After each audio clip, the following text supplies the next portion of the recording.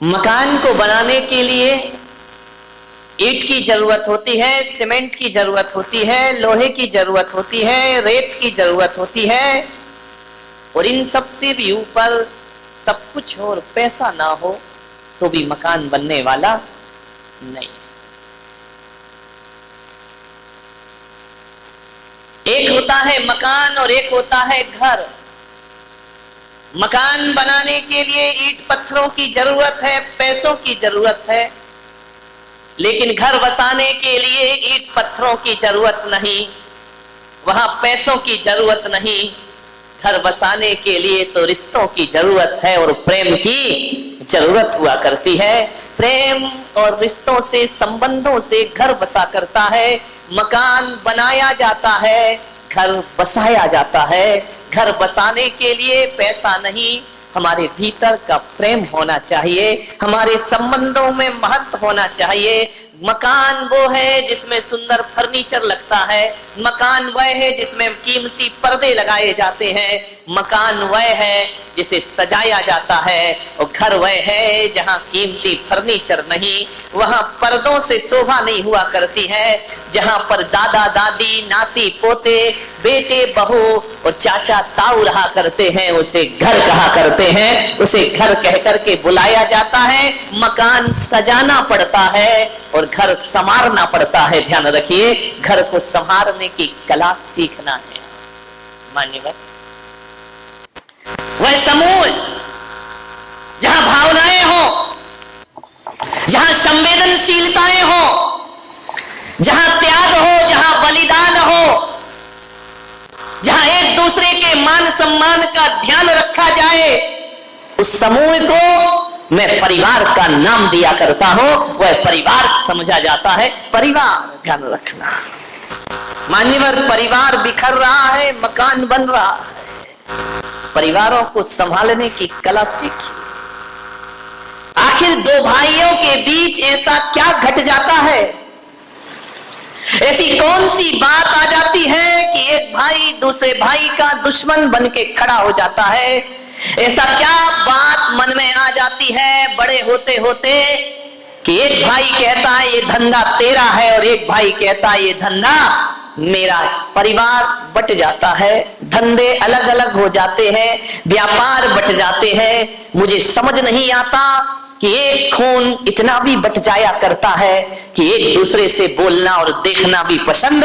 ये हालात है हमारे देश के।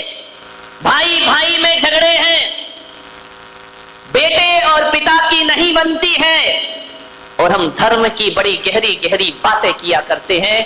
मान्यवर, जिस परिवार में दो भाई साथ साथ रहा करते हैं, जिस परिवार में चार भाई साथ साथ रहा करते हैं, जिस परिवार में एक दूसरे के बच्चे ये नहीं बताते कि ये मेरे चाचा का लड़का है, ये मेरे ताऊ का लड़का है, वह परिवार जिसमें दादा दादी भी साथ रहा करते हैं। एक बात ध्यान रखना, धरती का इससे बड़ा स्वर्ग दुनिया में कोई दूसरा नहीं हुआ करता है। और जहां भाई भाई से बोलचाल ना हो, जहां देवरानी जिठानी एक दूसरे से देखना पसंद ना करें, माँ बाप के रहते रहते दो भाई अलग हो जाए, तो इससे बड़ा नरक दुनिया में कोई दूसरा नहीं हुआ करता। नरक है वो परिवार जहां रिश्ते आपस में बात नहीं किया करते हैं। कभी कब्रिस्तान को देखा है? देखना किसी शमशान को, कब्रिस्तान को, वहां एक कब्र में एक कब्र दूसरी कब्र से ज्यादा दूर नहीं होती है। कितनी 1 फीट 2 फीट दूर होगी।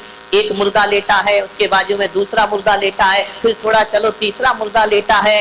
हजारों मुर्दे कब्रिस्तान में लेटे होते हैं, लेकिन कभी एक बात ध्यान रखना, ये कब्रिस्तान में लेटे हुए मुर्दे केवल लेटे रहते हैं, एक दूसरे से बात नहीं किया करते हैं, एक दूसरे से संवाद नहीं किया करते हैं, एक दूसरे की तरफ देखा नहीं करते हैं। तो जिस घर में चार भाई एक दूसरे से बात करने को तैयार ना हो, तो वो घर घर नहीं, मेरी नजरों में कब्रिस्तान हुआ करता है। अरे कब्रिस्तान में तो फिर भी ध्यान रखना, मुर्दा लेटे होते हैं, लेकिन घरों में यदि बोलचाल नहीं है तो आदमी जीती जागती लाश सा जीवन जिया करता है। जिंदगी उसकी मुर्दों की तरह हुआ करती है, बोलचाल नहीं है, एक दूसरे से बात नहीं करते हैं।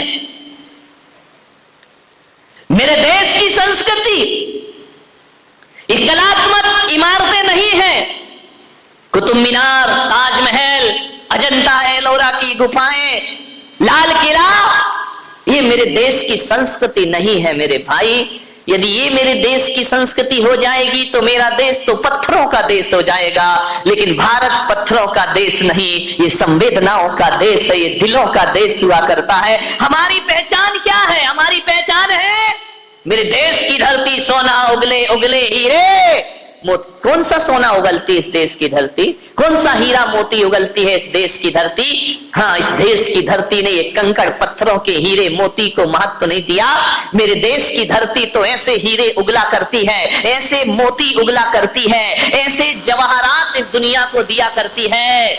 जहां एक पिता यदि वचन दे देता है अपनी पत्नी को तो मेरे देश का हीरा 14 वर्ष को वनवास स्वीकार कर लिया करता है। एक माँ पिता के वचनों को ये हीरे हैं, ये कंकड़ पत्थर वाले हीरे मोती नहीं है। ध्यान रखना, असली हीरा वो जो पिता के वचनों की खातिर 14 वर्ष का वनवास स्वीकार कर लिया करता है। मान्यवर, दशरथ ने वचन दिए थे रानी कैकेयी को। विचार करिए आप, उसकी जगह आज का बेटा होता तो कहता कि आपने अपनी पत्नी को वचन दिया है, उसे मैं क्यों भोगूं, मैं क्यों वनवास जाऊं, मैं क्यों जंगल जाऊं। आप पत्नी के प्रेम में पत्नी को वचन दे गए और बेटा वनवास जाएगा। और वो भी ध्यान रखना, कितना महान हीरे मोती थे वो, जिन्होंने ये भी नहीं कहा कि कौन सा तुमने हमारी सगी माँ को वचन दिया है, अरे सौतेली माँ को वचन दिया है, उसे निभाने हम क्यों जाएंगे, हम क्यों तुम्हारे नहीं कहा। असली हीरे मोती ये हैं हमारे देश के, ध्यान रखिए। चल दिए राम लक्ष्मण वन की ओर बिना कोई प्रश्न किए। मान्यवर, धन दौलत से परिवार नहीं चलता, भाईचारे से परिवार चला करता है। ध्यान रखिए, भाईचारा होना चाहिए हमारे। देखो, ताली बजाना है तो ढंग से बजाए, नहीं बजाना तो मत बजाओ। अब बजा भी रहे हो, आलस भी आ रहा है, जरा अच्छी बात लगे, दिल को छुए तो बजाइए, नहीं तो कोई जरूरी नहीं है। ध्यान रखिए मान्यवर, विचार करना है कैसे कैसे भाई हमारे देश में हुए हैं। ये परिवार यदि चलेगा तो भाईचारे से चलेगा, अनुशासन से परिवार नहीं चलता है। प्रेम अनुशासन से परिवार चला करता है। अनुशासन में भी प्रेम होना चाहिए, डांट में भी प्रेम होना चाहिए। ध्यान रखिए, यदि प्रेम को खत्म कर दिया तो जिंदगी बड़ी बोझिल हो जाएगी। अनुशासन में भी प्रेम जोड़ दिया जाए तो अनुशासन अनुशासन नहीं बल्कि प्रेम अनुशासन बनकर के खड़ा हो जाया करता है। मान्यवर, आपसे निवेदन है, यदि दो भाई अलग अलग हो जाएंगे, माता पिता से अलग रहोगे, तो एक बात बताओ बारामती वालों, फिर तुम पर अंकुश कौन लगाएगा? तुम्हारी पत्नी पर अंकुश कौन लगाएगा? तुम्हारी जिंदगी को मर्यादित कौन करेगा? आज बुजुर्ग हैं, इसलिए हमारे घर में मान मर्यादाएं, संस्कार और इज्जत बरकरार हुआ करती है, वरना कब की अदब इस दुनिया से गायब हो गई। बड़े बुजुर्ग हमारे घरों में जरूर होना चाहिए, अलग होने का प्रयास मत करिए। पहले का वो जमाना था कि हर तरह से कोशिश होती थी कि परिवार टूटने ना पाए। आज का जमाना है कि हर तरह से कोशिश होती है कि हम भी अलग हो जाएं और तुम भी अलग हो जाओ। क्या जोड़ो परिवारों को। एक नारी यदि संकल्प कर ले कि मैं अपने परिवार को बिखरने नहीं दूंगी, एक नारी, ध्यान रखना, मुझे क्षमा करना, जब तक इनकी शादी नहीं होती दो भाई बड़े प्रेम से रहा करते हैं, लड़ लेते हैं, झगड़ लेते हैं, फिर एक हो जाते हैं। लेकिन जैसे ही देवी आ जाती है, घरों में दीवारें खड़ी हो जाती हैं, परिवार बट जाता है, अलग अलग हो जाया करते हैं। एक बात ध्यान, एक आदमी ने मुझसे कहा कि अगर माँ बाप की जिम्मेदारी लड़कियों पर आ जाए, अगर माँ बाप की जिम्मेदारी लड़कियों पर आ जाए तो इस देश में एक भी वृद्धाश्रम दिखाई नहीं देगा। ध्यान रखिए, अगर माँ बाप की जिम्मेदारी लड़कियों पर आ जाए तो इस देश में एक भी वृद्धाश्रम दिखाई नहीं देगा। लड़के ने कहा अगर सभी लड़कियां सास ससुर को माँ बाप का दर्जा दे दें तो देश में एक भी वृद्धाश्रम दिखाई नहीं देगा। पूरी दुनिया में कहीं भी वृद्धाश्रम के दर्शन नहीं हो। एक लड़की माँ बाप की चिंता करती है, सास ससुर की नहीं। यदि हर बेटी सास ससुर को माता पिता समझने लगे तो हिंदुस्तान तो क्या पूरी दुनिया में वृद्धाश्रम बंद हो जाएंगे, हर घर स्वर्ग में परिवर्तित। दोनों की जिम्मेदारी, लड़कों की भी जिम्मेदारी है और लड़कियों की भी घर को स्वर्ग बनाने। एक नारी संकल्प कर ले कि किसी भी परिस्थिति में मैं अपने परिवार को टूटने नहीं दूंगी। क्यों टूटता है परिवार? शादी करके आती है, आप बहू बनकर आती है, परिवार के टूटने का कारण क्या है? किसी ने कुछ कह दिया, आप ऐसे बाहर हो जाते हैं, सहन शक्ति नहीं है, धैर्य नहीं है। हमको उसने ऐसा क्यों बोल दिया? अरे बोल दिया तो बोल दिया। लखनऊ के नवाब के बेटे अभी जाके देखो, जो कभी नवाब बने घूमा करते थे, आज उनके बेटे रिक्शे चला रहे, टांगे चला रहे। ध्यान रखना, आदमी की जिंदगी का कोई भरोसा नहीं है, कब राजा को रंक बना दे और कब रंक को राजा बना दे। क्या हुआ? दो बात, ये महिलाएं पर्यूषण पर मारे हैं, 10-10 उपवास करेंगी। कुछ महिलाएं 16 कारण के 30-30 उपवास कर रही हैं, कुछ 28 के उपवास किया करती हैं, 10-10 उपवास कर लेती हो आप लोग। आपसे बड़ा निवेदन है मेरा, बड़ी विनम्रता के साथ, 10-10 उपवास में आप भूख सहन कर लेती हो, प्यास सहन कर लेती हो कि नहीं? भूख प्यास सहन कर लिया तो आपका उपवास हो गया। लेकिन मेरा आपसे निवेदन है, भूख सहन ना हो तो कोई चिंता की बात नहीं है, प्यास सहन ना हो तो कोई चिंता की बात नहीं है। मैं तो कहता हूं उपवास नहीं होता तो मत करो, अरे 2 रोटी खा लो लेकिन प्रेम की जिंदगी जियो अपने घरों में, नफरत का वातावरण मत।